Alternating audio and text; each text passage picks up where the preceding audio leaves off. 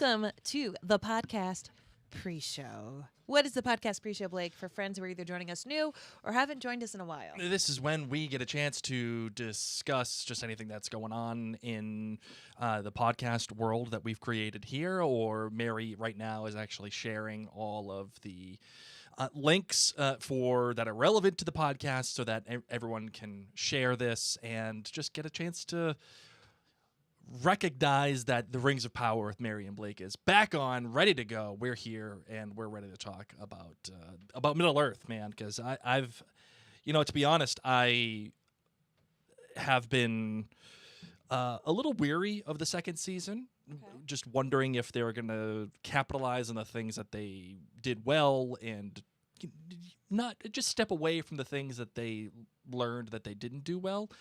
And when I saw the second season trailer, I was very excited because it felt like they had learned from their mistakes. Mm-hmm. And so I'm very excited about it. And I can't wait to not only talk about this episode, but future episodes and get well into the rest of the season. Of course, if you're watching this, please do have if you're watching this live, please do have the conversations amongst yourselves in the chats, whether it's in Facebook or Twitch or YouTube or X or Instagram. We're live on all of those platforms, and we want you to have their own conversations. But this experience, the one that you're watching currently right now, is a fly-in-the-wall experience. As Mary and I are podcasting, we're really engaged with each other. We won't really be able to see all the comments because there'll just be too many to keep track of, really. But if you do have something to say that is extremely important, or you're just dying for us to recognize, we will have a listener feedback portion of this episode. So even if you've already put it into the comments, that's fine. Make sure that you put it into that listener feedback part. So hopefully we get a chance to actually see it and discuss it. So, all right, Marvin, that's it. That's all I got for the podcast pre-show. Awesome. Are we all shared up? We are shared. We're ready to go? Yeah. All right, cool. Awesome. All right, well then, are you ready to make a podcast? I am. All right, let's make a podcast then. 10 seconds for Room Tone.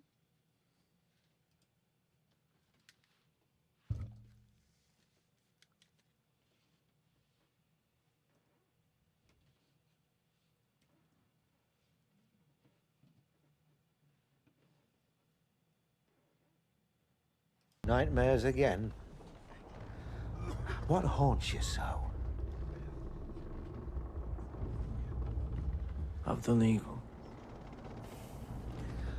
All of us have done things that we care not to admit. Not like I have. Find forgiveness. You are alive because you have chosen good. But what of tomorrow?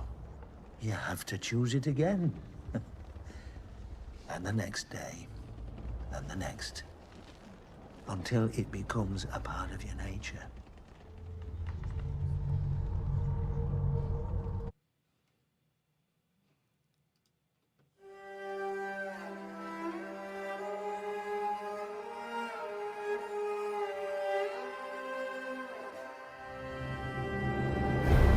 From Providence, Rhode Island, welcome to the Rings of Power with Mary and Blake. It's a podcast dedicated to the Rings of Power on Amazon Prime Video. So sit back, relax, and let's chat the glory of the Second Age.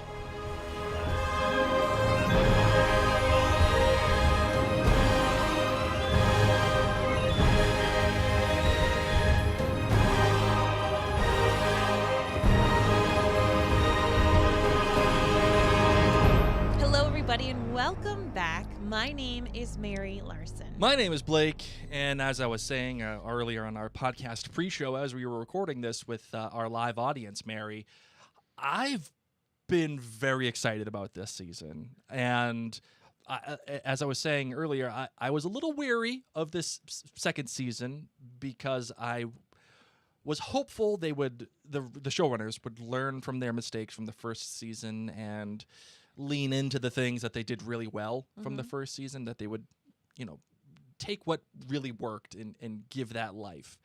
And my sense, Mary, from the second trailer was that they did, and now watching this episode, I feel like, yeah, they've made some progress here on multiple levels, and I'm certain that we will get into that and what that looks like. But I'm just excited, man. I'm excited to get back to Middle Earth. I am as well, and I feel like so many of us who are Lord of the Rings and Rings of Power fans are just that, excited to be back in Middle Earth. It has been a long couple of years, and whilst there has been fantastic TV that we've been able to watch and enjoy, and some of which we've covered here at Mary and Blake Media, there's just nothing like this. I mean, not to say that it is the ultimate best, because we enjoy a lot of phenomenal television, but I'm just saying there's nothing like being in Middle Earth. There's nothing like hearing these familiar themes and seeing the gorgeous landscapes and the different types of people and their interactions. It's so exciting. And I agree with you to kick things off with this premiere. And knowing that Amazon Prime decided to, you know what, we're just going to give you 3 episodes at once. For those of us here in the U.S., we have a holiday weekend here on Labor Day weekend to really take in all of these episodes. So it's exciting. And we are here and thrilled to be talking about this episode of Rings of Power again. Yeah, there's a question I have for you, Mary, that I definitely want to discuss as we get into this episode, and that is, was it the right choice to have 3 episodes for its premiere? So we don't have to answer that right now. Okay, good. But I do want to I do want to discuss that, because there's a lot happening. Yes. And we'll get into it. Are you ready? You ready to get into the episode? I am. All right, let's do it.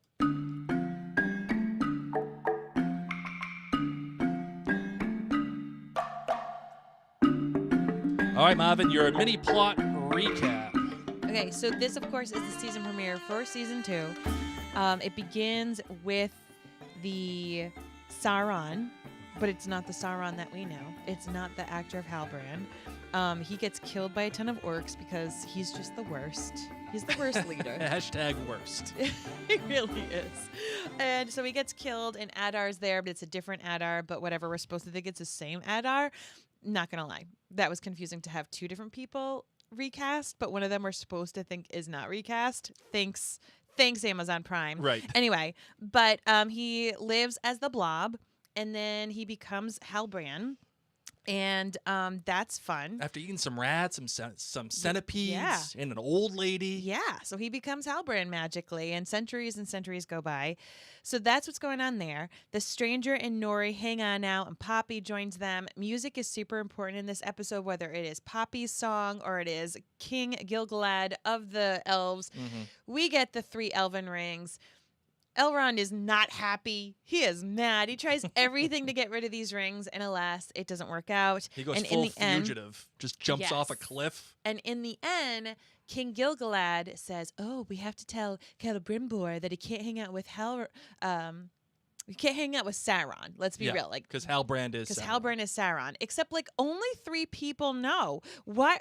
We're gonna talk about that. So he just sends this like secret little note to Celebrimbor that, please don't let Halbrand, a.k.a. Sauron, in. And you just know that it's not going to get to him. And you just know that it's going to be a misery. And Halbrand convinces Adar to let him go. Yes. And chaos is going to ensue. All right. The director for this episode, once again, was Charlotte Brandstrom. You should know that name because she's kind of turning into the #1 director, the A1 director for this series. Now that J.A. Bayona, who directed the premiere in episode 2 of the first season, has kind of moved on. It's funny that that happens a lot in these kind of premiere shows where, a big director will come in and set the tone and set the visual language. And then other directors who are talented but more experienced in the television world will come in and not mimic it and not replicate it, but take that and make it their own. So Charlotte Brandstrom has kind of done that. And you should all know that name by now because she directed a couple of episodes of the show Shogun. She's done Outlander.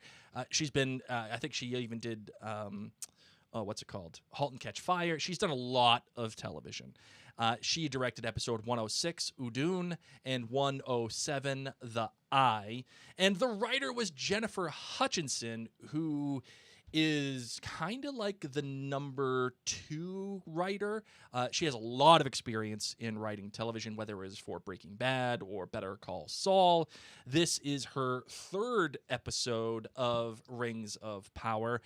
She also wrote 102 Adrift and 108, the season 1 finale, Alloyed. And best yet, Marvin, do you know where she is from? Do you want to know? I can see it in the Google Doc. Yes, you can. Your cousin from Boston. That's right. That's my girl. That's no wonder why I love Jennifer Hutchinson There you so go. much. She's the best. So that is that. Mary, if you're new to this podcast, if you're new listening or you're new watching, we rate episodes on our podcast, and we rate them in context to the show. So what we'll do is we'll say 1 to 5, 1 being the worst, 5 being like super awesome, and 5+ being like one of the greatest episodes of television we've ever seen, right? But a 5 of Rings of Power may not be a 5 of House of the Dragon. It's all within context of the show that we're in itself. Mm-hmm. So, how many rings are you giving this episode of Rings And friends of who are Power? able to join us live, we would love for you to let us know how many rings you drop. I do want to let friends know, if you are late to tuning into Rings of Power with Blake and myself, we often go live for our podcast, so you can be part of the discussion. Yes. So friends, feel free to let us know. I'm giving this episode a 4.8 rings. Pretty Okay. high up there. Not, of course, 5. I'm holding out a little while, but a 4.8. I thoroughly enjoyed it. I'm giving this one a 4.87. Oh, we're close. This is a rare Blake higher than Mary rating for any of our shows. I really enjoyed this episode.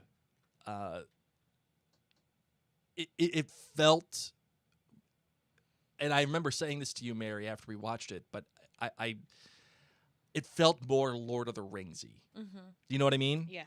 It just felt like it was part of that world, whereas the first season felt a little bit fake. It felt like it was cosplay, almost a little bit. Interesting. But this season felt genuine, or at least this episode felt genuine. So I really liked that. You're GBG, you're good, you're bad, and you're great. It can't be a Mary and Blake podcast without some GBGs. That's right. This is, what stuck out to us, and you always got to make it into a little loving sandwich. So my good, is that we had 2 songs sung. I just love that in the Tolkien universe, characters sing, and that these are songs that are often passed down through generations and through the different types of people. So we have Poppy, who gets to sing her Wandering song that we heard in season 1.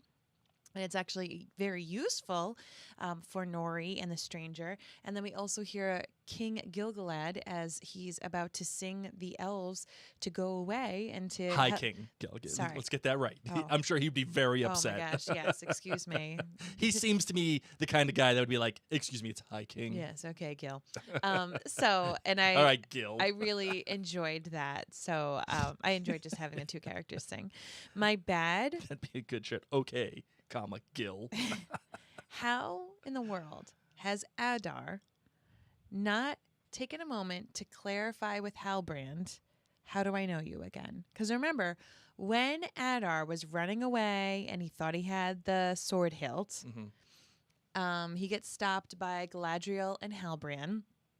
And Halbrand knocks him to the ground. He's like, "Don't you remember me?"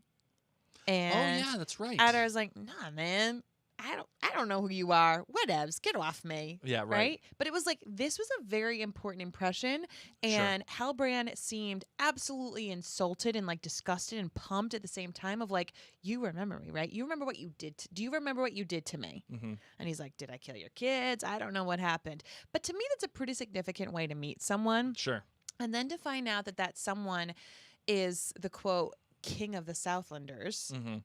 Okay, then you'd be like, wow, how did I meet this king? Right. So we've had these interactions. Halbrand comes and talks to Adar, and Adar's just like, okay, let's chat about other things. But Adar, don't you think it's important to be like, bro, how did we meet again? Right. Like, you made it a big deal. Yeah. You would think, Yeah, you're right. It's like Adar forgot that. Maybe he had a concussion from the fall from the horse. Concussion. But that is my bad. Is I just think that was an important thing that stood out to me, and I think Adar's smarter than that. Maybe it's because he was recast. Anyway, my great is just that it is good to be back. Sure. It is so good to be back on Middle Earth. It is good to be back with these melodic themes. It is good to be back with these amazing actors and this gorgeous show.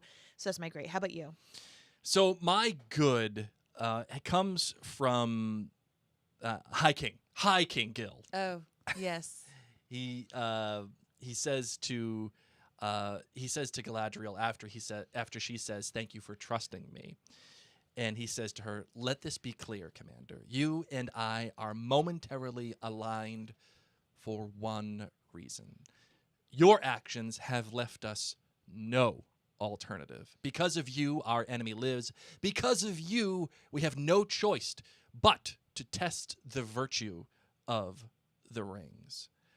Now, this is important because one of the things that I think that the first season lacked for Galadriel was like anything interesting, like that made her character inherently interesting, that made her character like, yes, her brother died and she went after Sauron because her brother died, but like that wasn't, it's like she kept going just for the sake of it. Yeah.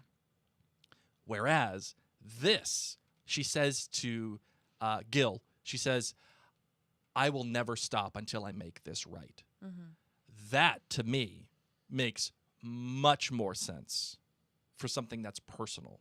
Like, first season, she's always saying, "Oh, there's something in me. The fight won't stop," and it's just like this thing that's just in me, and it just, you couldn't, as a viewer, you couldn't grasp that, right? But you can grasp as a viewer failure, and you can grasp this thing of like, okay, I got to make this right. I have to fix this because I'm the one who screwed it up. I really like that they have given her a natural way into this story, and it helps solidify her as a character, her motivations. Like it makes much more sense, and it sets her, I think, as the clear main character of this show because of that. So I'm happy about that. My bad. One of the things that I really dislike in shows or movies is when characters or actors are placed in awkward blocking, in awkward positioning when they're being shot or when they're being filmed. Like things that wouldn't happen naturally because it's there for the sake of being, it's there for the shot as opposed to like what the characters would actually be doing. And we get a very clear example of that in this episode when Círdan and Gil and Galadriel all have their rings on, and they all kind of just hold it out, and they make this perfect little triangle of the rings and everything, and they just You think that was just for nothing? Yeah, it was just there. Like I think they did that to mirror that same scene in the Lord of the Rings movies without, because there's so many rules. They totally did. Yeah, so there's so many rules of like, you can't do this, you can't do that. Like it needs to be similar, but not too similar because we can't get, trademark issues. Right. To me, that was, remember this super important scene that is talked about in Lord of the Rings. Yes. This is, because they probably sat down and they said, what can we do? Sure. And that I agree. Like, I understand. But when it happened in Lord of the Rings, it was part of a montage. Yes. And that to me makes sense because that you're telling a visual story only. Whereas in this instance, like I get that they're trying to mirror it, it makes sense, but there was no natural way. Well, to me, it's also like, what happens if they're close to each other? What Fair. power do these rings have? Let's see what happens. And if that were the case, then let's say do that. Something. Let's do something of that. But for me, it was just they're trying to create this moment that existed in Lord of the Rings, so you have this mirroring effect, instead of letting the scene be and letting the reality of that situation, even within the heightened reality or the fictional world of Middle Earth, you have a set of rules as in your worldview, right? You have a set of rules in your story, and those characters move in and out of those rules, and hopefully they abide by them. The same thing happens with their actions. You want them to happen naturally, and to me, this was just set as like, we're going to create a moment. We're not going to do something that's natural to these characters. So that's my bad, and I know that's ticky-tack, but Right. it's just Right. one of those things that... I mean, you scored so highly that Yeah. your bad has to be a small bad, right? If it was a massive bad, you wouldn't have rated this Right, episode a right. 4.87. Right. And then my great is the story that Halbrand has in the first 20 minutes of this episode or so. Getting a chance to see it go all the way back. Being confused a little bit, being like, wait, whoa, is this a flashback or is this not a like what is this? And then recognizing, oh yeah, okay, it is.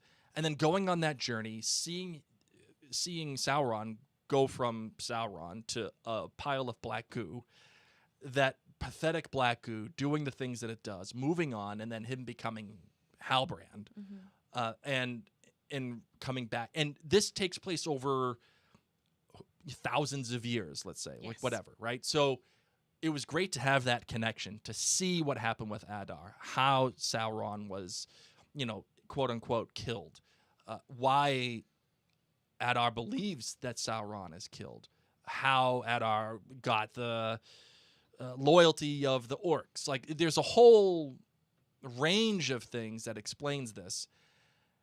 And also, we get this little bit of a notion that there is at least something of an understanding of good in Sauron. He may not act on it, and that culminates in the scene that I played. It intrigues him. It intrigues him. And I love that conversation he has with the guy from the Southlands. You are alive because you have chosen good. You have to choose it again and again and the next day and the next until it becomes part of your nature. And you feel like, oh yeah, there could be. And then when the guy's underneath the mast, he does what he does and we move on.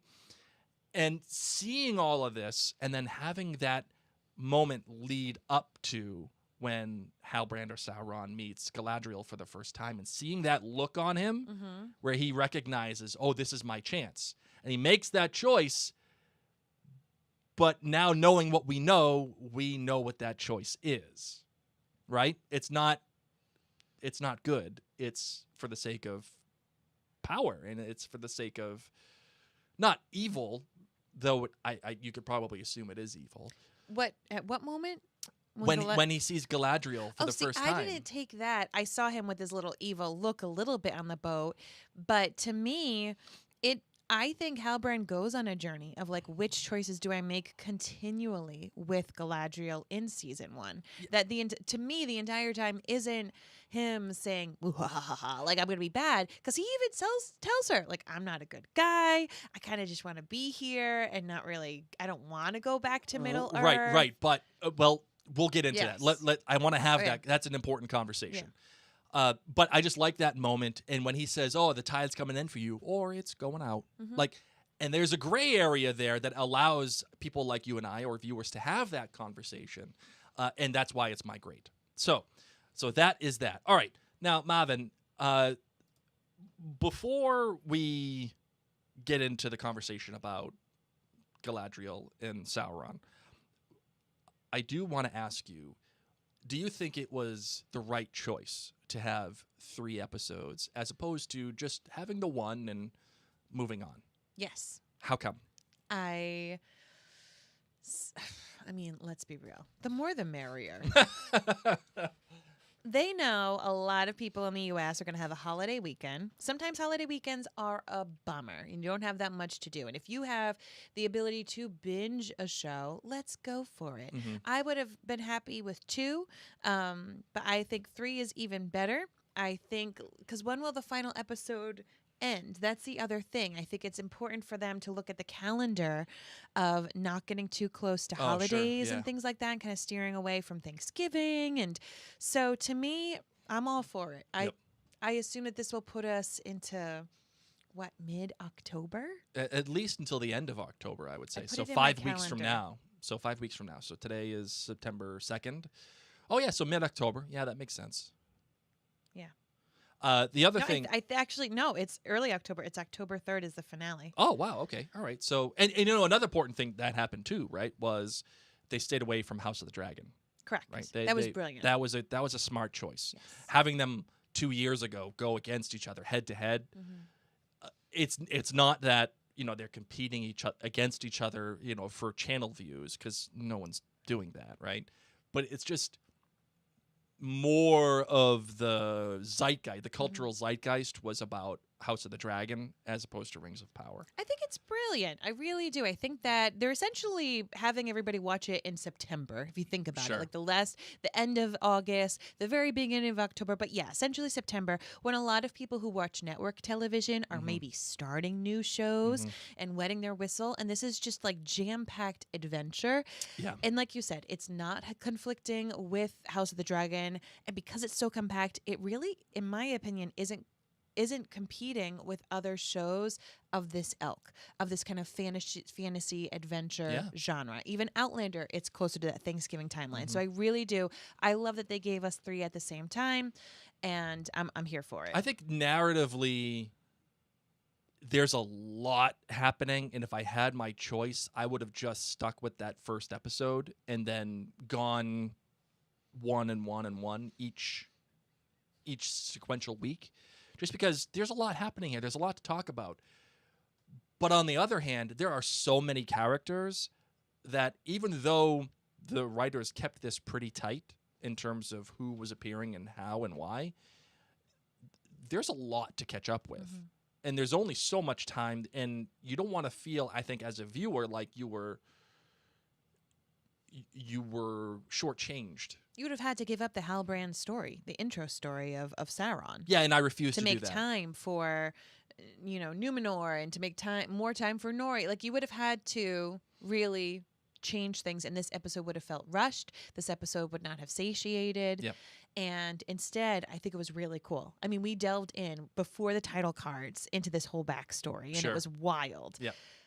So, yeah, And now I appreciate it. And now knowing, obviously, that Charlie Vickers, who plays Sauron, is Sauron. Like, when he is on screen, it dominates the rest of the show, to me. Yeah. Because anything can happen at that point. And the guy does a great job at it with these subtle things where you just feel like, yeah, this guy has it together. And that kind of leads me, Mary, to our next conversation that I wanted to have, which is this whole thing with Galadriel. And at what point do you think Sauron decides? Do you want to call him Halbrand or Sauron?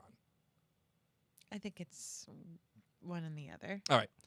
There are people who still think he's Halbrand. So I think if you're talking about people who think of him as Halbrand, we'll call him that. Okay. So when Halbrand decides, I'm no longer going to choose good, and my sense is that choice is made when his buddy that tells him, hey, you could just choose good every single day, when he's underneath the beam, and instead he takes the sigil. And that to me feels like this is part of my plan. And when Galadriel shows up, he recognizes her as who she is. And is like, has he met her before? I wasn't under the impression that he knew who she was. Because they don't even know she's an elf yet until she gets on the boat. He might. He might, but we're not told that as a viewer. I'm going under the assumption that he does know who she is. I'm going under the assumption that we don't, because we haven't been shown that. Like old school Sauron. Yeah. We didn't see on screen meet Galadriel. Here's one thing that could have happened when Blob wormy Sauron is like blip, blip, blip, blip, blip, like flopping over like a seal on the snow. If Galadriel and her warriors were running through the snow, fighting snow trolls or whatever, because it was during that time, you know, when she was going up north and it was all icy, then at least Blob Sauron would have seen Galadriel. I would have even loved that. You know how we had all those big scopes with him just blob form? I would have loved to see the little elf army running in the distance. Then it would make sense to me that when he sees her, when Halbrand sees her on the boat, he could say, I saw you. I saw you back in those snowy days. But as a viewer, we have not been told that Halbrand has ever met Galadriel prior to this boat moment.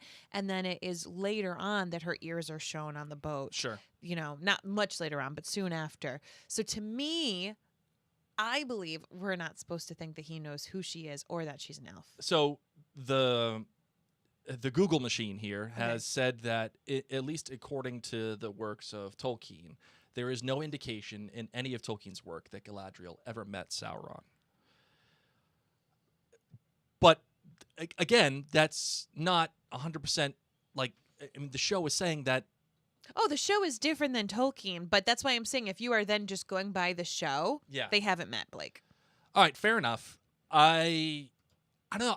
My sense is that when he sees her, he sees that there's maybe he could feel and sense power. Yeah. But there, and my sense also too is that he must know who she is, right? Because she's kind of a big deal. I still say no. Okay, fair.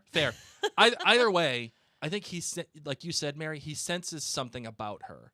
Because he fought her brother. Right. So, but I don't think he hasn't met her. So to me, I took that. Personally, I feel like Halbrand goes back and forth this whole time with Galadriel. Sure. And I don't think Galadriel's all good. Mm-hmm. And so I think, honestly, she goes back and forth herself. You know, and that's what Elrond even says to her. You know, you... Well, maybe that's what Halbrand or Sauron, whatever, senses about her. That, like, she is a mighty being who is capable of both. And I think that offer to her that he makes at the end of season 1 is a legit thing. Yes. And I take that offer also as evidence that he just chooses. I think it's a little bit more sumptuous, and it's a little bit more meaty if he says all the things that he says and does all the things that he does in season 1, knowing that he was choosing bad. What if Sauron Halbrand always speaks the truth? And if we take what he says as truth, you know, when he bends the knee and puts his head on the ground, he swears allegiance to the Lord of Mordor. Right. Okay, he's not lying there. You know, he tells Galadriel, I don't really think I want to go back to the Southlands. I don't think that's a good idea. You don't really know who I am. Mm-hmm. I stole this sigil off a dead guy. What if truly we just take everything he says as truth? We're being influenced through the eyes of and the ears of who's listening to him. Sure. But to me, Halbrand was reborn from sludge. Right. And is trying a different way of life. I think that sigil means so much that how quickly things can change. And you do have to kind of make these choices and choose your own adventure. And what choices are going to get him to a place where he's happy, to a place where he feels fulfilled, to a place. And what is fulfillment? Is it power? Is it this? Is that? So he goes on this journey with Galadriel. Sure. To figure things out. And honestly, I think he was pretty darn happy hanging out in Númenor, making stuff. Yeah, they're like...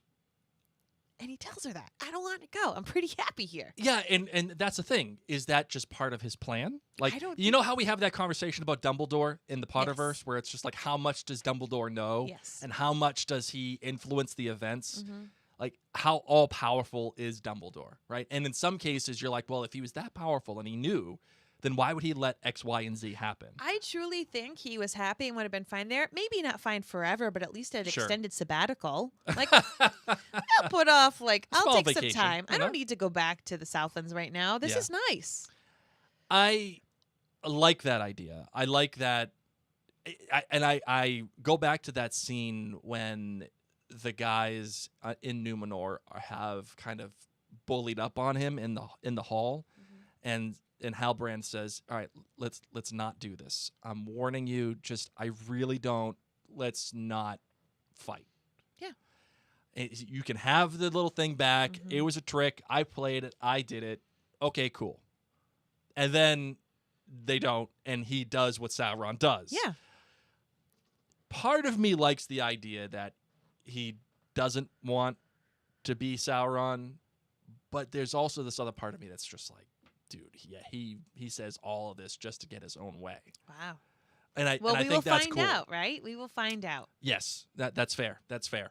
Or not. Yeah, maybe not. Maybe not. What did you think about the new actor for Adar, Sam Hazeldine, as opposed to Joseph Mawley? I need to just, like I said, my bad was Adar not clarifying with Halbrand, who the heck are you? Because you told me, Right. you know, don't you remember what I did to you? What really put me off in this initial scene with old school Sauron and new Adar is that we had two new characters who are characters that we're supposed to know. We're supposed to gather from it that this still is Sauron, but in a different form, because then it becomes blood and then it becomes mucky and wormy Sauron. But it was just weird to have new Adar, and yet our brain is supposed to think this is the same Adar when two characters are recast, but we're being told, just pretend that one isn't recast. Yeah, right. It's hard to accept in real time as you're Yeah. watching it. I will say that yes, I agree with you that it's very hard when you first put it on, but then as the show goes along, It's fine. It's just opening like that. You're I right. didn't love it. sure. I almost wish that old Sauron had a mask on the entire time. Yep. So that way I could just pretend he wasn't recast Mhm. and maybe no one ever saw his real face. I don't know. But just Yeah. I'm saying that, like, it sucks. Obviously, Amazon didn't want to have to recast Adar. Right. Obviously, the actor was freaking phenomenal. And if they could have kept him, they would have. Yeah. So you gotta deal with what you gotta deal with. Right. And this is important for us to have a different face, because obviously Adar would recognize if Sauron always looked like Halbrand. Yeah, right. So I get it. It's just, it was jarring for me. Sure. I also don't like this Adar as much. I'd agree. There's more menace feeling from this Adar. Do you know what I mean? Like in the I first just season, loved the other one. me too. And maybe, we spent so much time with the other one, Yeah. so it's okay. But you just know he's different. So it's different. It is. I agree. I think there's a lot of talk. What was your initial question? You asked me something about Adar or Sauron. Do you have it in your I don't notes? remember now. Okay. I think it was just a off the cuff Sorry. question. I know there was a lot of hate on season 1 because like this Tolkien would be rolling over in his grave about this show and blah blah. Like, come on, dude. Like, it first of all, it's a television show written by other people that's meant to Expand. fill out the sketches of what Tolkien has done. And it there's a saying that nobody hates Star Wars as much as Star Wars fans. And part of me also feels a little bit like that with Lord of the Rings fans. Like, nobody hates Lord of the Rings as much as Lord of the Rings fans do. Mm-hmm. And to me, I don't care. I want to be entertained by a good show if it's well written. And just off of the first season, Mary, I could make arguments that the first season wasn't as well written as it should have been. But this first episode of the second season, I think it really learns from the first season. It gets right into the action pretty quickly. We get a chance to have a connection with Adar and Sauron, what that means for Middle Earth and the motivations for each character. I mean, we're jumping right into the relationship between Elrond and Galadriel. We're jumping into finding Galadriel's actual motivation. We eventually get reintroduced to not Gandalf and Nori without all the other stuff. Yep.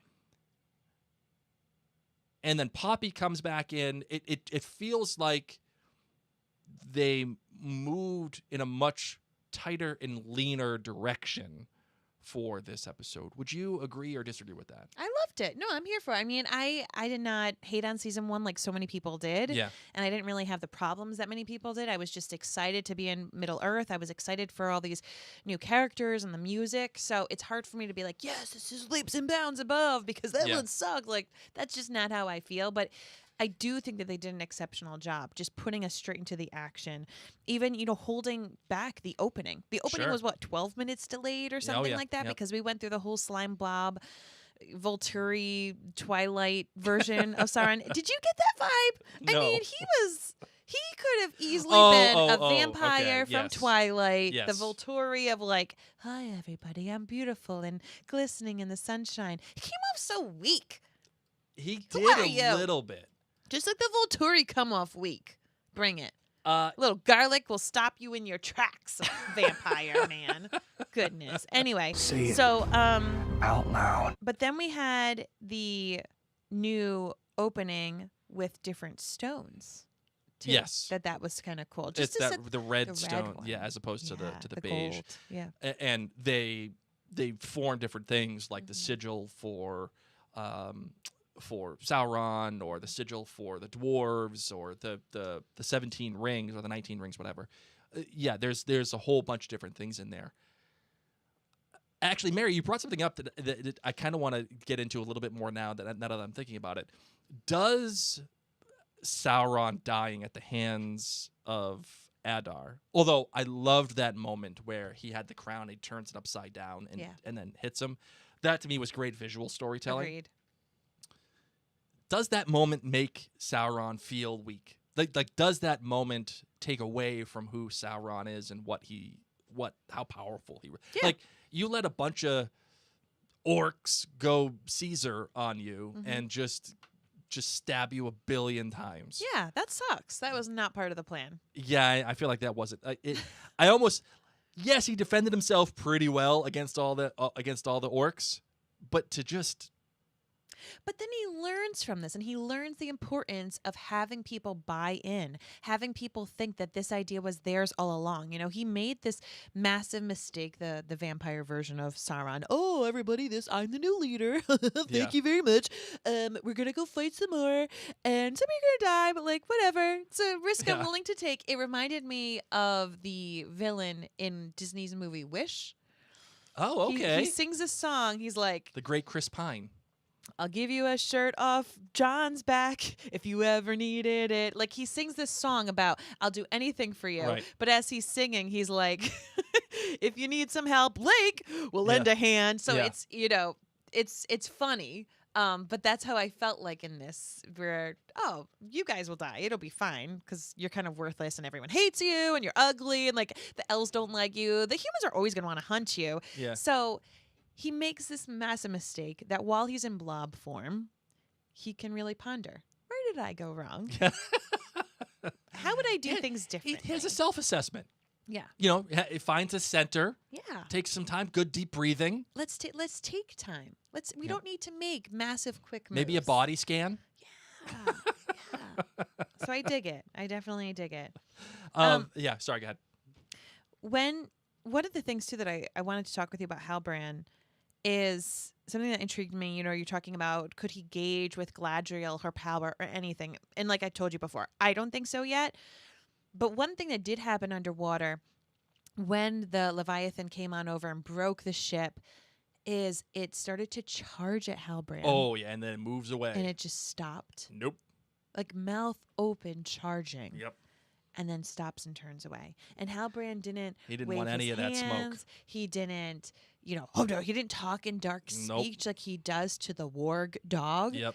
He just looks at him, and the Leviathan turns away. Right. Awesome. Great moment. Great moment. And I didn't even really see him taking a long time swimming. I don't know how long this guy can hold his breath, but he's got so much magical powers that we have not seen. Right. It's unbelievable. And that was one of the things that felt more Lord of the Ringsy to me. Yes, the Leviathan scene. I love, again, good visual storytelling. Don't need to say anything. Don't need to you're just showing it to me. As soon as that thing turns around, it doesn't want any of that smoke. You're like, okay, yep, I get it now. This something special is happening here.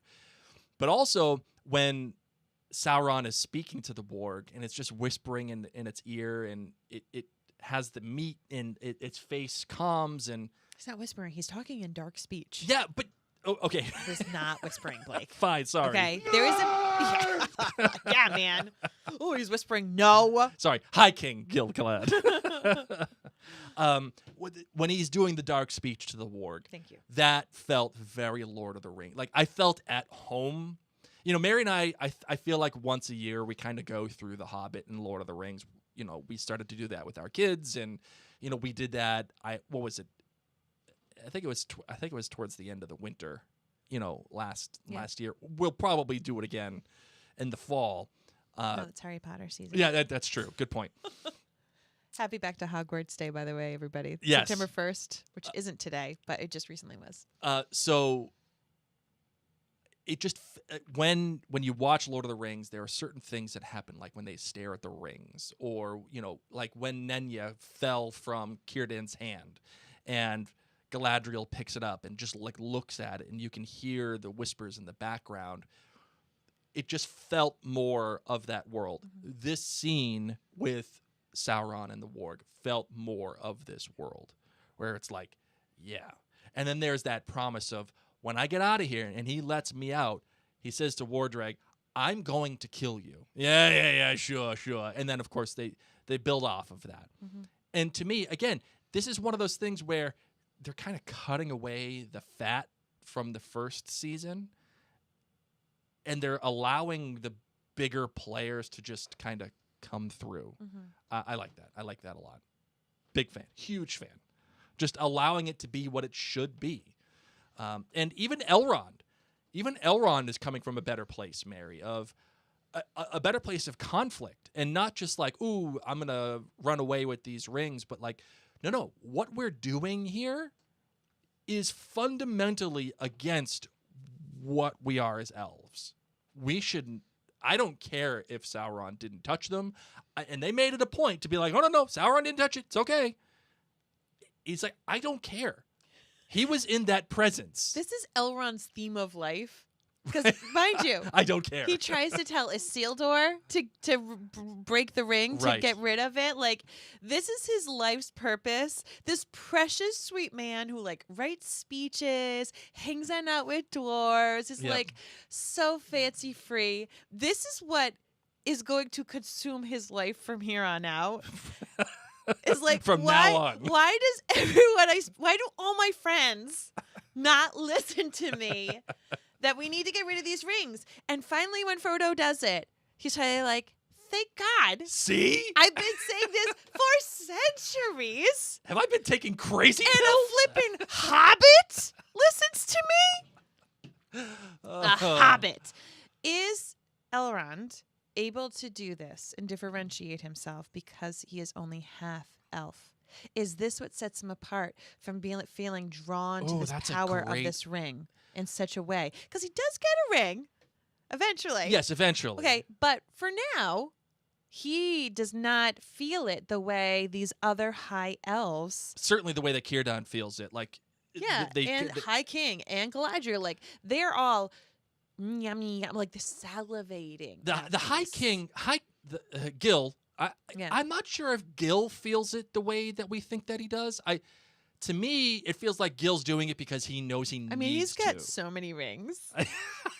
There was the only finger without a ring on it. Did you notice? Yes, I did. If you like it. He had so many rings that he couldn't even put it all the way on his finger. It was like, you know, he had to create room for it. Yeah, it was like, wasn't it trendy a couple years ago where you had like rings on different areas of your knuckles? Yes, exactly. Yeah, that's what it is. Yeah, he was just doing the trendy thing. He was like, I don't need one, but might as well. Could he maybe, Calaman, could you maybe make it into a brooch? Earring? I like brooches. I don't have enough brooches in my life. Nose ring? Well, you know, it might be good to actually talk about the rings, Mary, real quick. Okay. Yeah, because you said a name and that was not told to us in the show. So I think you're calling me a nerd, but I think you went into some ring lore. Can I just Sure. actually get something off my chest? Okay. That bothered me a lot in this episode All is right, what that do you got? Arondir is nowhere to be found. He's one of my favorite characters. I think he's Is he absolutely really? delicious. I think it's because I find him delicious. All right, fair. All right, let's calm down with the deliciousness. No, I'm just saying. Elves don't usually do it for me. But Give he me- does? Well, and a half elf because you're half human, so you have a little bit more personality. But Arondir has a lot of personality for an elf, so I'm a Okay. big fan of him. Yeah. And where is he? Is he okay? I could need to care know less where he about is. Theo. I could care less about all those people. Where is Arondir? Yes, Thank you very much. Good point. And by the way, going back to your question about half human, half elf, does that prevent Does that help? Elrond? Elrond, yeah. yes. Part of me thinks that it would actually do the opposite because men are weak-minded as opposed to elves. Mm. And you would think that that half-human aspect of him would succumb even harder to the ring. Do you know what I mean? And maybe that is what stops him, knowing that. Ew. But not every human feels that way. A lot of humans in the Lord of the Rings, Yes, want to get rid of it. that's true. They don't want to touch it, but Yeah. they want to get rid of it. But all right, let's go Okay. over the rings real Yes. quick. So as I said, I could tell you've done some ring lore research. Yes, I have. Okay. So let's see what we got there. The reason why, at least within the show's framework, is that they can use the rings to stop the tree, the last of the golden leaves, Yes. from falling and help bring back life from the Valar, from to Yes. Linden and to all of Middle Earth. Because right? Mithril could help bring back life to the tree. The tree is the life force for the elves in Right. Middle Earth. Otherwise, they need to go back home. And Celebrimbor says, I can use this little bit of Mithril Right. and make it more powerful, especially in ring form, and have some special little magic. Yes. So when Galadriel, Círdan, Gil-galad put on their rings, as you saw, which was a beautiful scene, by the way, the tree, it gets all of its leaves back. The color comes back into frame. It's like a beautiful scene. And now, because of this, the elves can stay in Middle Earth. Yes. They can continue to be part of it. So Galadriel claims Nenya, which is the ring of water. And after the ring falls and bounces in her direction. Which is like, why is it not the blue one then? Why is it white or clear? I don't know. It's like a diamond. It carries an adamant gemstone, is the only one confirmed by Tolkien to have made it out of mithril. That ring is technically the only one that's been made of mithril. At the time it was made, the elves of Eregion and the dwarves of Khazad-dûm were on good terms, which allowed Celebrimbor to make use of the special ore for mithril. Despite its silver coloring, its element is actually water. The rings are direct references to the natural element that they represent, of course. Narya, the ring of fire, carries a ruby, and per Tolkien lore, it's unknown which metal was used in its forging. In the show, though, Celebrimbor mentions the need for silver, which results in Finrod's, Galadriel's brother, his dagger being used, so it could be silver. Also, in the show, Celebrimbor uses mithril for that purpose. Yeah, it's like he uses it for all of them Correct. in the show. So Narya's properties gives its bearer resistance to the wariness of time, as well as the power to inspire others to resist tyranny, domination, and despair. Círdan claims this ring after failing to cast it into the sea. And the third of the Elven Rings is Vilya, the Ring of Air. And despite its blue color, it carries a gem of sapphire and is made of gold. But again, it's implied that there's a little mithril in there for the show. It's regarded as the most powerful of the three rings, and although its powers are not specified, the ring does have specific effects associated with healing and preserving. So, those are the three rings. And that's the ring that Elrond eventually gets. Correct. So, those are the three rings. Oh, and notice too, Mary, that Sauron snatches the bag with the sigil from his buddy there that tries to help him, and Galadriel opens the episode with her trying to snatch the bag of rings from Elrond. I thought that was a really good point of parallelism, or at least mirroring, for these two characters. They are certainly going to keep going down this road between the two and redefining their relationship, I think, as the series continues. Do you think that this is a good thing or a bad thing? Love it. I'm here for it. Yeah, I'm kind of here for it too. So what's interesting is we're seeing 3 of these rings. Yes. And we know that more need to be made. We know that Sauron is going to have a hand, a literal hand, in the making of these rings. And just as a reminder, we're going to have 7 rings for the dwarves end up being made, and 9 rings for humans, and then Sauron's ultimate ring. Right. The one who deceived them all. Yeah. As it relates to Sauron and Galadriel, Charlie Vickers came out and said this. It cannot be underestimated the impact that she has had on Sauron.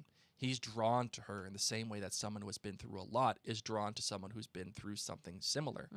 I would always think of them as having this cosmic connection, and that their connection by some people on the surface could have been interpreted as romantic because of the way it came off. That wasn't something we were intentionally doing, but through their shared history, though through different ways, they were able to connect more so than they would have connected with other people. It meant that it obviously culminated in this proposal, for lack of a better word, not a proposal of marriage, although kind of, when he proposes that they rule over the world together. And as for where Galadriel's rejection leaves Sauron at the end of the season, where we begin this season, really, according to Vic, it ain't good. He says his getting rejected definitely leaves him with this sour taste in his mouth, and he goes away thinking, I can make this right. Whatever that means to him, of course. That's one of the through lines in terms of this motivation or goals for the second season, is how much he's driven and how much this relationship gives him a sense of purpose. Yes. Marvin, your thoughts on that? I love it. Well, remember when they were fighting together and she talked about like how I've never felt this before and this was so great. I agree. These two characters are intrinsically bound to one another in whatever way that may be. And maybe they're both fighting good and evil, and they both are realizing that their choices have significant consequences. They're both selfish. And I think that they were able to appreciate and see each other's faults, not knowing he was Sauron, of course, but in different ways, and challenged each other to grow. So I really enjoy it. I think he met her at obviously a pivotal. They both met each other at pivotal points in their lives. It makes me think a lot about when people meet each other in college. And how it does something neurologically. There's just these studies that are shown that when you have close relationships with people in your elder children years and your very young adult years, it imprints in your mind. Like, it is significant, the relationships that you make there, more significant than a lot of the ones that you have later on in your adulthood, because of that time in your life where you're really starting to turn into yourself and find yourself and try things and falter, but yet still have camaraderie and see other people falter and you lift them up.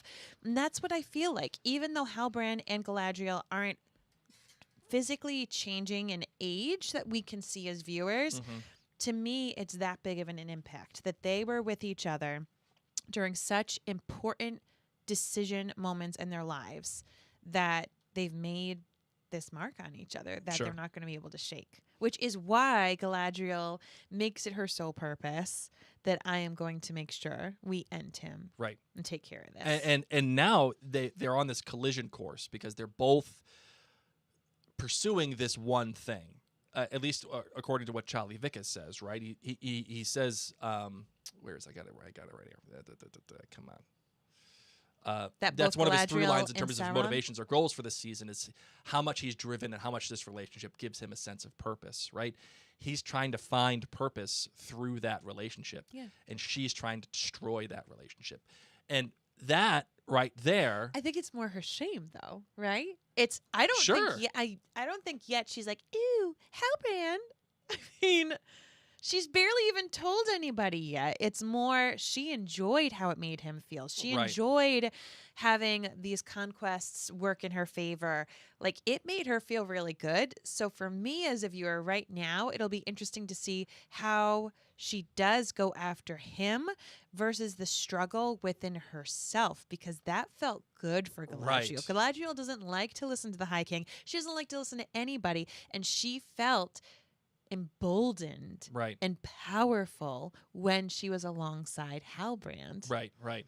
Absolutely. And again, I think this puts us on a course of collision, right? And that shows you right then and there, your antagonist and your protagonist, the line between them is very, very, very, very, very, very extraordinarily, entirely thin, especially in this show. Yes. Now, I think you can make an argument that in Lord of the Rings, there probably shouldn't be as much gray area. It's good versus evil in Lord of the Rings. But I kind of disagree. I think there is something really beautiful, and I think, especially in modern storytelling, that allows your protagonist and your antagonist to kind of be on the same wavelength. It's just a question of how they're achieving it and what they're doing to get it, right? They're both fighting for this relationship. They're both fighting for their identity, and this identity that they've created simultaneously. And how they go about that will be interesting. I think that's what this season's going to be. One of the things that I wanted to point out, I just took a few different notes while I was watching, and how much the stalactites grew while there was blob form Sauron. Yes, so awesome. in case you were like, wow, that was really quick from Volturi wasn't. vampire Sauron to Halbrand Sauron, it wasn't, just because it takes such a long time for them to grow to that significant length. So as blob form, he hung out there for a very, very long time. And then that also goes into, that second age with all the snow and everything. So it makes you understand that centuries go by, that this is crazy amounts of time. Nori being pumped about eating all these bugs, saying, "We will feast for days." Oh, Nori, come on, girl. Let's calm down. Gross. I'm glad that Poppy is back.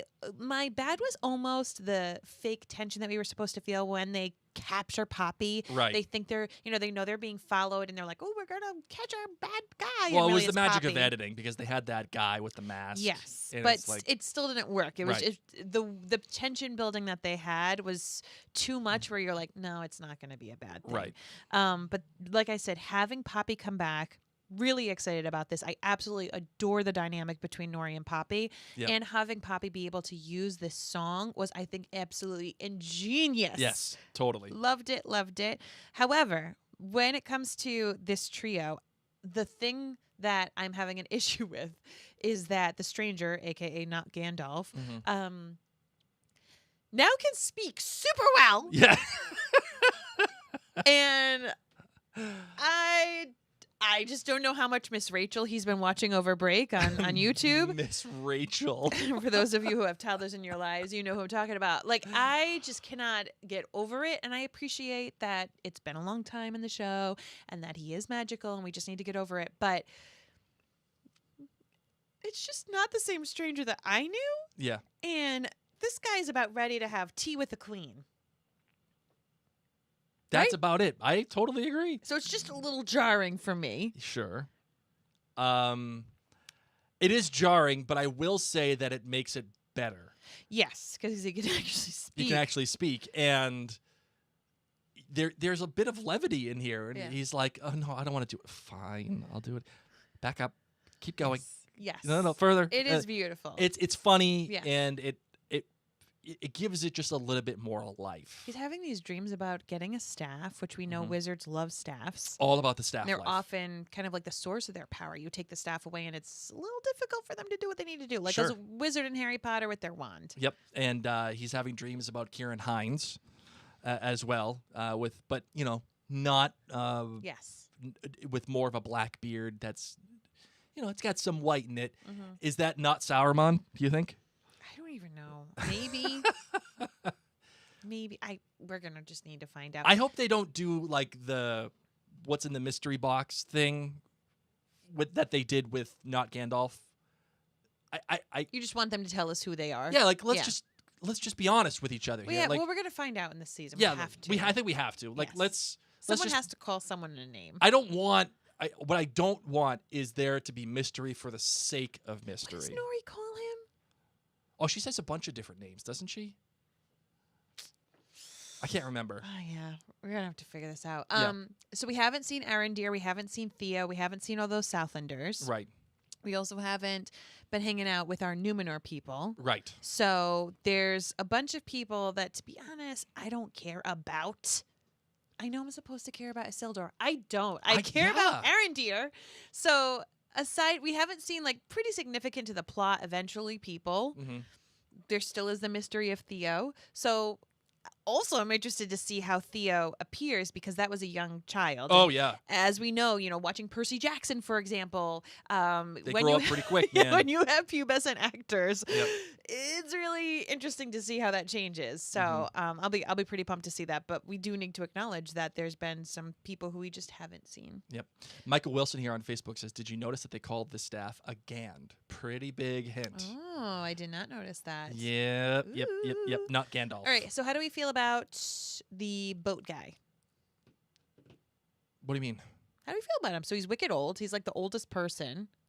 I'm just Oh, saying. Círdan. Oh, Yeah. Círdan. Okay, sorry. Yeah, to me, there's nothing there. Galadriel just says I know like, him he's from wicked Battlestar old. Galactica. Okay. That's how I know him. And he played HBC's boyfriend Okay. in The Crown. I mean, Galadriel gives us the backstory that we need to have. That he's like literally the oldest elf that hears on And the Middle Earth, wisest and whatever. wisest, and he has a lot of sway. And so, of course, that's who she believes Elrond would be going to go see. Mm-hmm. I didn't really get too much out of him. I don't know. I mean, now that he has a ring, I guess he's going to be kind of important because he's got one of the 3 rings. But the elf personality is just such a bore. Yeah, it's very distant. It's hard to latch onto. The more I can have with Galadriel and Elrond, the better. Yeah. And Arondir. Those are the 3 elves I care about. All the rest of you, go back to Valinor for all I care. Yeah, Seriously. especially you, Gil. We also need some time with the dwarves. Yeah, we don't have any time with the dwarves in this episode. Will Elrond get to be back with his buddy Durin? Oh, that's a good question. I think at some point, yes, he'll kind of have to. We need that bromance in our lives, as that was the one joy that I had. Good point. And if they rob us of I don't think they're bromance time,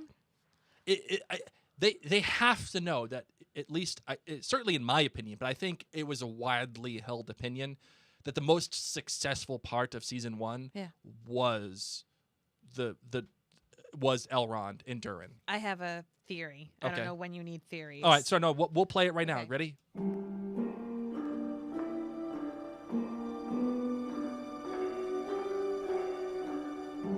Okay, what do you got? I think Sauron is going to kill Durin in front of Elrond. Oh, I like that. And this will be the fire of Elrond being like, all right, change of plans. Yeah. Nope, I'm done. But we need Sauron for us to hate Sauron because he's been sexy out. He's sexy Halbrand elf. all this time. Yeah. For us to want this person in our hearts to know that we are 100% evil, Yeah. he needs to kill Durin in front of Elrond. You know, that's a great thing that you just said, Because Mary. that is a relationship that we all care about. That's a great thing that you just said.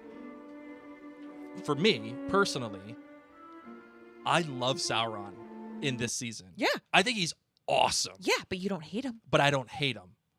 No. I hate him because of what I know, but like, not because the show is telling me to. You even like the bloody orcs in this show. Because you're just Yeah. like, oh, Father, what are you I going to feel do? bad for them a little bit. Okay, you're taking care of us now? Yeah. Like, and I know it's kind of like this epidemic. No, I don't want to say epidemic, but it's like this thing that certainly modern audiences kind of want to have more of an attachment to their antagonists. I do. And I certainly get it. Like, I get it.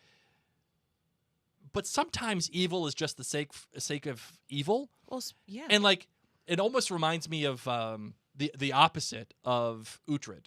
Uhtred was good for the sake of good the last in the Last Kingdom. And that's what made him Uhtred. That's what made him good. He was good for the sake of But I it. feel like Elrond's good. For the sake of it, yes. I would agree. But even High King Gil Yep.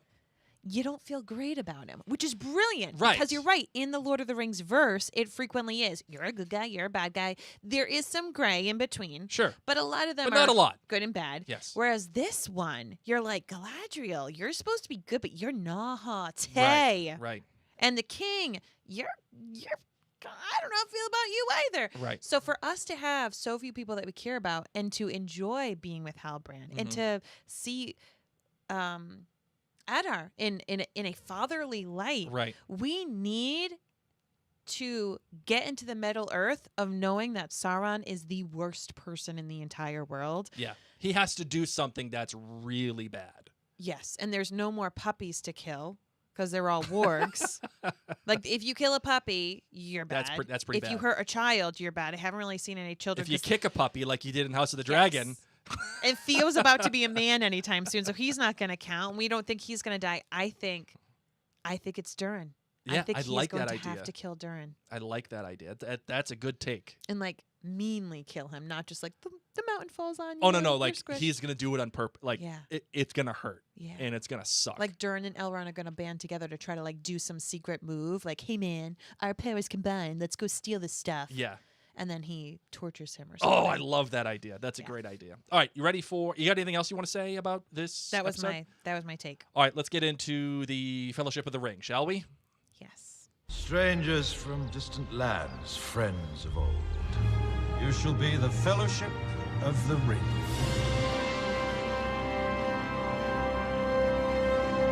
As always, ladies and gentlemen, the comments for this listener feedback portion, if you are watching us live, thank you very much. But this episode or in this podcast is meant for the listening audience, so you are never alone in this process.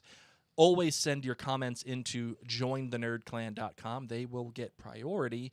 But if you are watching live, this is now the time to make sure that if you have something to say and you want us to see it, we are looking at the comments and we will engage with you. But as for now, we have a comment from jointhenerdclan.com. RR Studio says, loved this return. Everything, the backstory of Sauron, especially that thing crawling out of the primordial sludge, morphing into a charismatic man. Loved the elves and their Art Nouveau surrounds, particularly a shot of Círdan at dusk, sitting on a ledge against the sky. He was one of the title Elven Kings. It looked like a gorgeous Maxfield parish brought to life. Then we have the stranger with Nori the Harfoot, and the more to love when Poppy appeared with the map. Had forgotten how much I missed being in this world. The good was able to pick up the story without having to rewatch season 1. Maybe the paring down was due to COVID or budgets, but the narrative feels more focused now on key players without a lot of extraneous side characters and subplots. However, cannot wait for the dwarves to enter the chat. Yes. The bad. Hard to find anything other than you couldn't pay me to eat squirming beetles, even in a pinch. Would you eat them in a pinch? No, Blake? God, no. Really? No. No. I would eat them cooked. I would not want them Nope, squirming, I would but I not. would definitely. I would Nope. totally. I would just think they were chips with some dip on them. I would rather die. Like- I would rather Chips and guac. die of starvation. Chips and guac probably have the same texture as a cooked bug. I would- Crunchy, Mm-mm. got some squish inside with some flavor. Oh, The chip may not necessarily always have flavor, but there's some good crunch. oh God.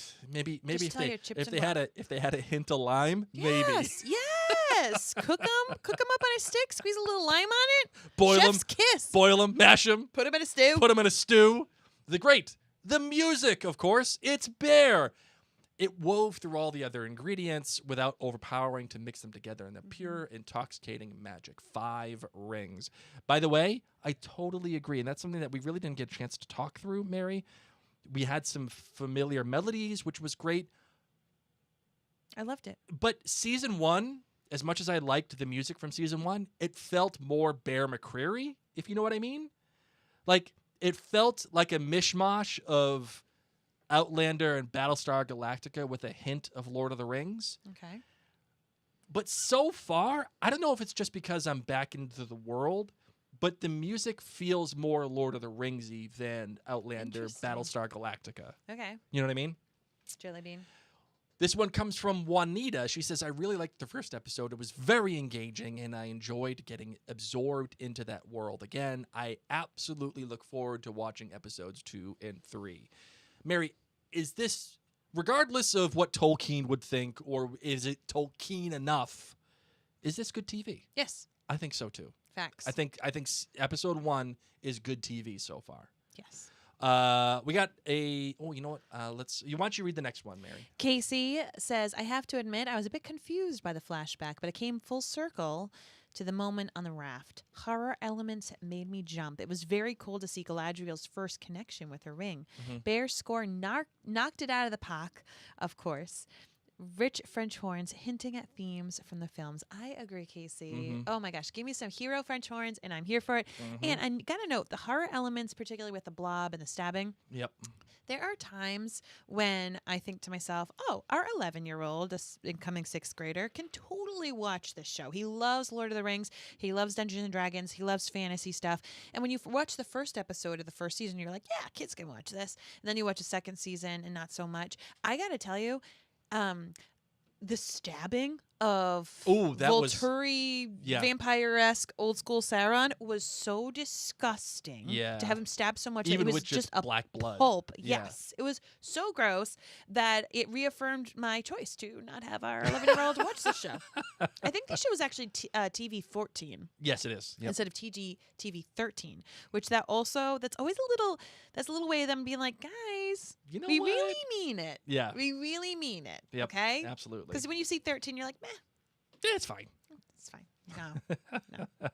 Okay, you have a voicemail? This one comes from Tama on Facebook right now. She says, I loved the music, especially the haunting farewell song from the High King. I agree. It was really great. But it was a bad lip sync. I didn't for a second believe he was singing it. Oh. Yes, there was some ADR happening there. You could tell that he was mouthing words that he was not singing. Yeah. But, in fact, the actor, Ben Daniels, does sing that song. Yeah, he sings it, Yeah, he but sings it's not like live to But tape. it's not live to tape, no. So that's that. Yes, we got a voicemail here. You ready? Here for it. Let's do it. Hey, this is Michael from Newcastle, Oklahoma, checking in Hey, Michael. on Rings of Power, Episode 1. Taking a little break from watching Episode 2 right now to send this in. Just really briefly, first off, my bonus bad is just a shout-out to all of the haters. Bonus bad? You can have a bonus bad. Since when, Michael? Oh, my gosh. Hey, He I must have bonus be- bads. he I have must- sub bads. He didn't even start with the good. Michael. You got a sandwich. You got a sandwich with the good next time. Who are you, Adar? Come on. Come on.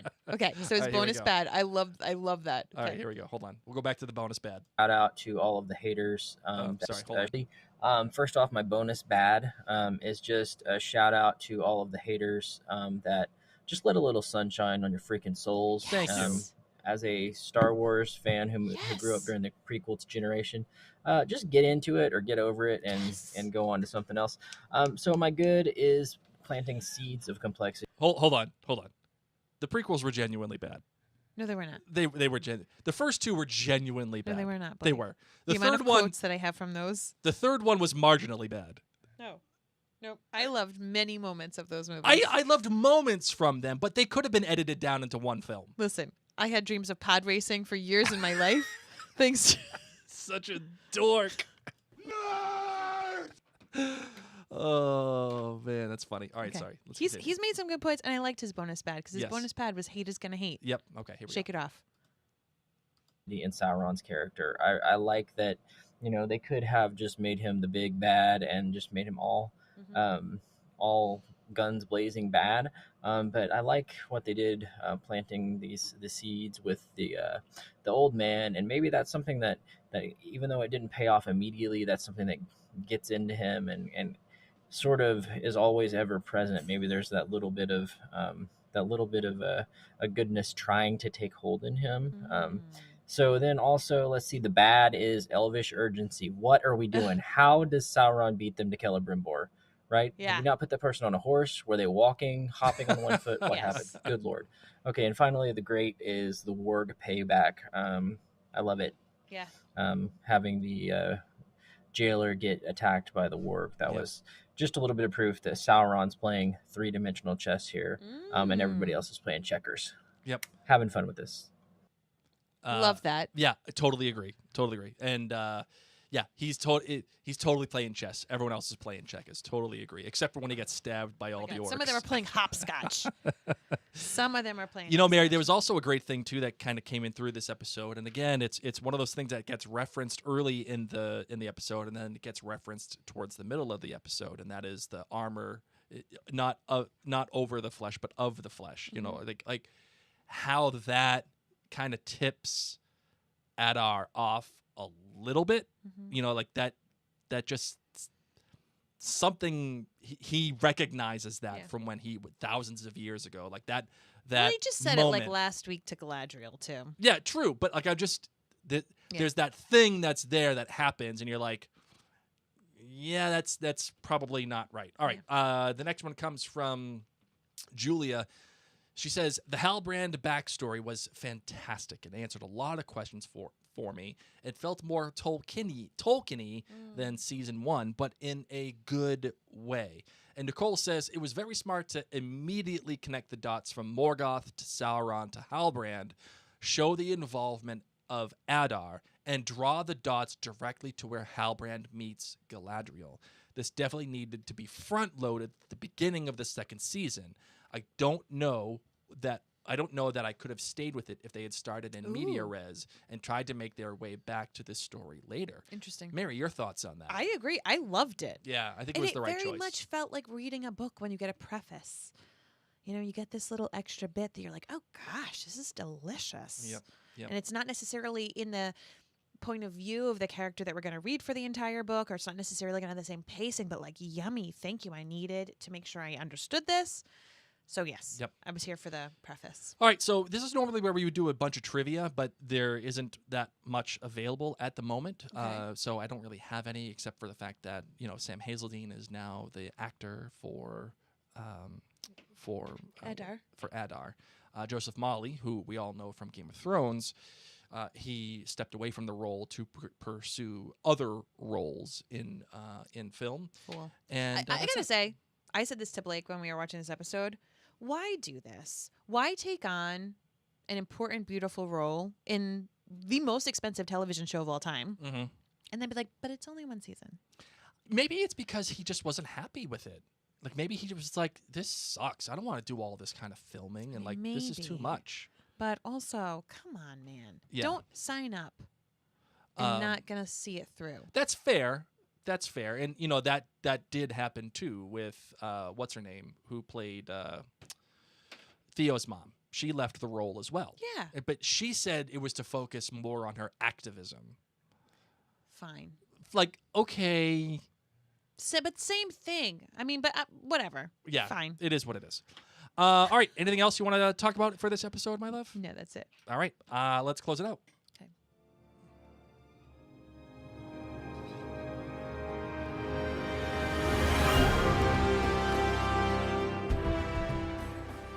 We want to thank you all so incredibly much for hanging out with us. If you have a moment and you are able to go to Apple Podcasts, whether or not you listen to Apple Podcasts, you can listen in any podcatcher of choice. You can even be watching us live on Facebook or YouTube. But if you head on over to Apple Podcasts, type in Rings of Power, Mary Blake, and leave us a written review, as our last review is a year old. Is it really? Well, I mean, well, we yeah, haven't from the really last season. podcasted that long, so this is going to actually help boost the algorithm, so other people who are looking for other Rings of Power podcasts can find us. And there's not a lot out there, I'm not going to lie. So this will help. This will help people be like, yay, because there's people just like you who are searching for conversations, who are searching for an outlet where they can submit their feedback and their voicemails. And that being said, if you want to submit voicemail based upon episode 2, you go to maryandblake.com, click the upper right-hand corner where it says contact us, and you can submit a voicemail right through the website. Just say where you're from. It's only 90 seconds, so you got to say where you're from and your point. And check out all the other podcasts and blogs that we have going on over there, whether it is House of the Dragon or Outlander or Percy Jackson. Our kids have their own Pokemon Pokedex podcast. Of all the things there are in this world, I'm sure we've got something for you. They can all be found at maryandblake.com. On that note, everybody, my name's Mary. My name is Blake. What do we see at the end of this podcast? I don't think we have a thing. We always have a thing. We Uh, always do. I know we always have a thing, but I don't know if we established the thing. We We do, because it's always my job. But you didn't write in the thing. Let me see if I can find it. Hold What on do one I second. say? I don't know. Hold on. I'm Hold Blake. on. Like, Hold on. Just what? vamp for me. Mithril? Mithril. Trust in Elrond? That's what it's going to be. Trust in Elrond. You know what? I'll go with that. 'Cause Trust in he's Elrond. my boy. Where's Arondir? No. We already understand that he's delicious to He's you, as so we're good. delicious as some crispy bugs. Arondir is delicious. No. Well, You'll no. find it for the next episode. Well, right? let me just. Oh my God. If give me you one second. waited this long, exactly. We're gonna find it. We're gonna find it. I know it's got to be in here. Let's go. Fun fact, friends, since you're hanging out this long, I'm actually going back to the classroom. It's part of the reason why we've been taking our time Yes. podcasting this summer is I've been getting Yeah, we don't ready have a to thing. we have to. We have to go back and listen to it. We don't have Someone a thing. will tell us. Oh, Yeah, okay. I'm disappointed in us. Nerds, if you're out there, if we have a thing Um, at the end of our episodes, let us know. Yeah. But yeah, I'm heading back to the classroom. I'm going to be teaching a lot of music. So Yeah. wish me luck, guys. All right. Going on an adventure. I'm pumped. All right. All right. Trust in Elrond. Trust in Elrond. All Bye, right. guys. Bye.